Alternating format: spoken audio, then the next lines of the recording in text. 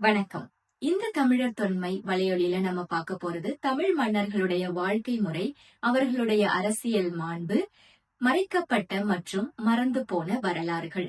இந்த முதல் காணொளியில தமிழகத்துல சமீபத்தில் அழிக்கப்பட்ட ஒரு பெருமைக்குரிய மன்னரை பத்தி தான் நாம தெரிஞ்சுக்க போறோம். தமிழ் மன்னர்களுடைய பெருமைகள், சிறப்புகள் ஏராளம். அதுல நாம தெரிஞ்சுக்க வேண்டிய வரலாறு பல இருக்கு. ஆனா இயற்கை சீற்றத்தினாலையும் கால ஓட்டத்தினாலையும் சில அரசியல் காரணங்களாலையும் அவை அழிக்கப்பட்டிருக்கு. அப்படி அழிக்கப்பட்ட ஒரு பெருமைக்குரிய மன்னர் தான் அதியமான் நெடுமான் அஞ்சி. அவரை பத்தி தான் நம்ம இந்த காணொளியில தெரிஞ்சுக்க போறோம். தமிழர் தொன்மையிலிருந்து நான் உங்கள் ஜோஸ்பின் பிரான்சிஸ்.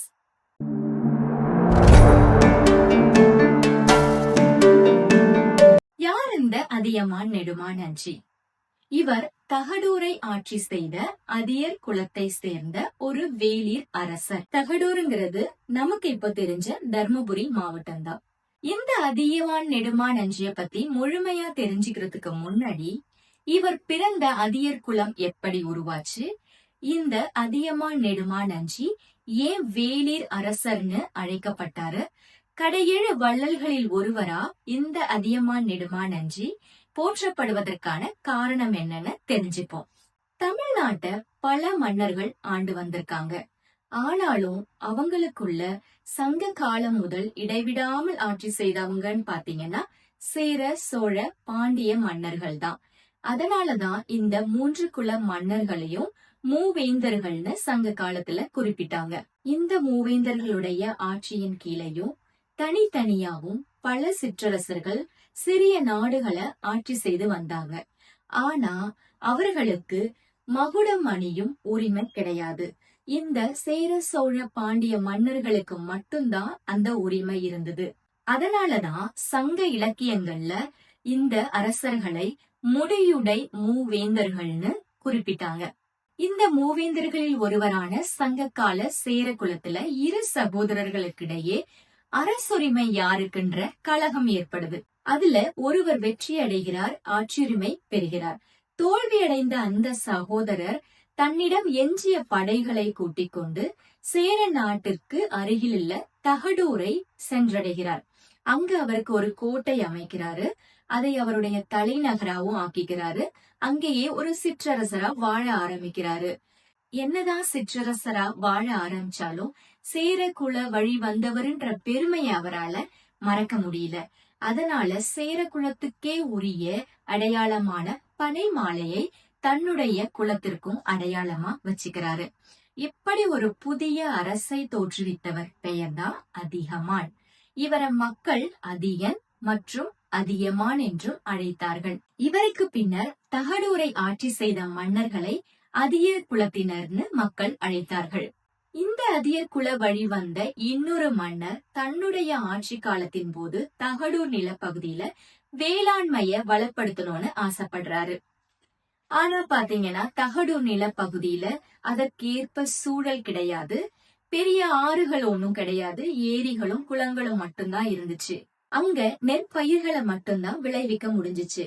அந்த காலகட்டத்துல நீர்வளம் மிக்க நாடுகள்னு பாத்தீங்கன்னா சோழ மற்றும் பாண்டிய நாடுகள். அதனுடைய சில பகுதிகள்ல கரும்ப பயிர் செஞ்சு விளைவிச்சுட்டு வந்தாங்க. அத பார்த்த இந்த அரசர் தன்னுடைய தகடூர் நில பகுதியிலையும் கரும்ப பயிர் செய்து விளைவிக்கணும் அப்படின்னு ஆசைப்படுறாரு. தன்னுடைய விவசாயிகளை கூப்பிட்டு ஆலோசனை பண்றாரு. ஆனா அந்த விவசாயிகளுக்கு கரும்பை எப்படி பயிர் செய்யணும் அப்படின்னு தெரியாது. அது மட்டும் இல்லாம அதுல ஒரு நம்பிக்கையும் அவங்களுக்கு இல்ல. அதனால இந்த மன்னர் ஒரு யோசனை பண்றாரு. ஓலைகளை அனுப்பி சோழ நாட்டில இருந்து விவசாயிகளை வர வைக்கிறாரு.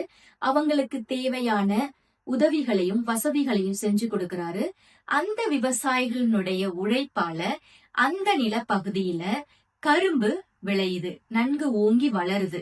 அத பார்த்து அந்த மக்கள் ஒரே ஆச்சரியமாவும் அதிசயமாவும் வியந்து பார்த்தாங்க. அதனாலேயே அந்த மன்னரை கரும்பு தந்த காவலர்னு அவர்கள் அழைத்தார்கள். இந்த அதியர் குல வழி வந்த மன்னர்கள் வீரத்திலையும் சரி, கொடை தன்மையிலையும் சரி, மக்கள் நலன் காப்பதிலையும் சரி சிறந்து விளங்கியவர்களா இருந்தாங்க. இப்படி ஒரு பெருமைக்குரிய குலத்துல பிறந்தவர் தான் நம்ம இப்ப பார்க்க போற அதியமான் நெடுமான் அஞ்சி. இதுவரைக்கும் அதியமான் நெடுமான் அஞ்சி பிறந்த அதியர் குலம் எப்படி உருவாச்சுன்னு பார்த்தோம். அடுத்து அதியமான் நெடுமான் அஞ்சி ஏன் வேளிர் அரசர்னு அழைக்கப்பட்டாருங்கிறத பார்ப்போம். வேளிர் குலம் அப்படிங்கிறது பல சிற்றரசுகளை உள்ளடக்கிய ஒரு கூட்டு குலம்.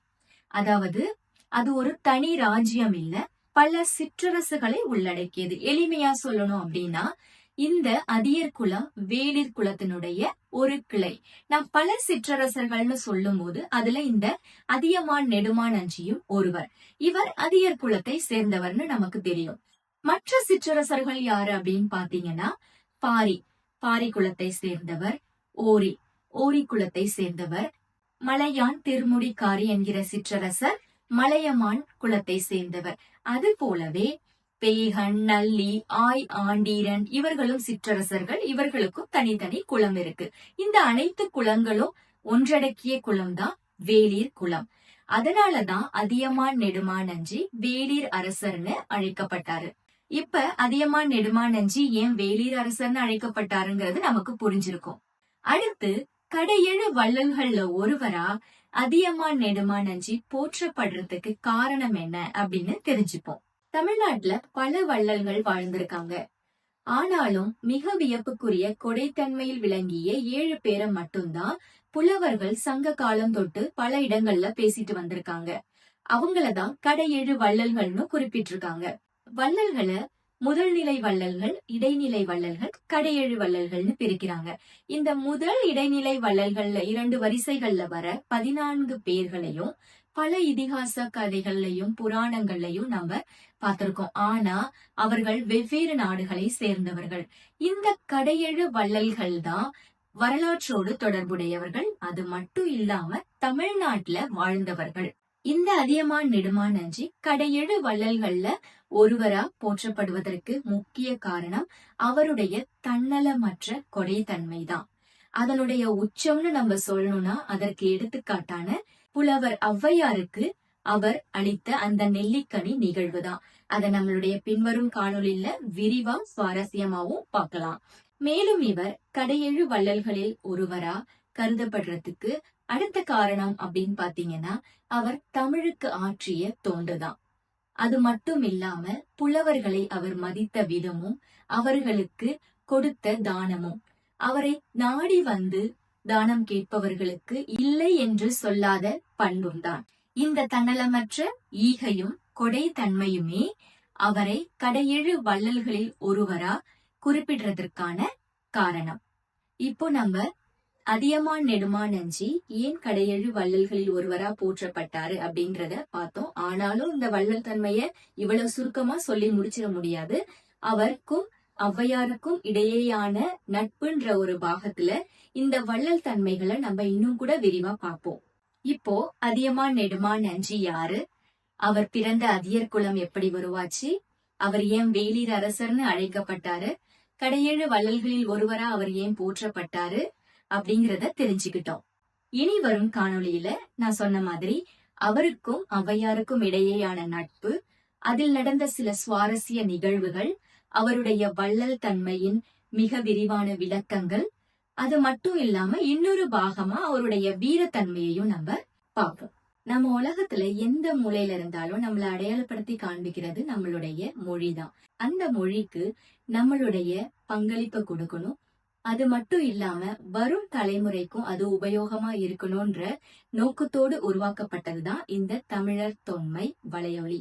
இந்த காணொளி உங்களுக்கு பிடிச்சிருந்ததுன்னா லைக் பண்ணுங்க, ஷேர் பண்ணுங்க, சப்ஸ்கிரைப் பண்ணுங்க. ஏதாவது கருத்துகள் இருந்தா கமெண்ட் செக்ஷன்ல பதிவு பண்ணுங்க. வணக்கம்.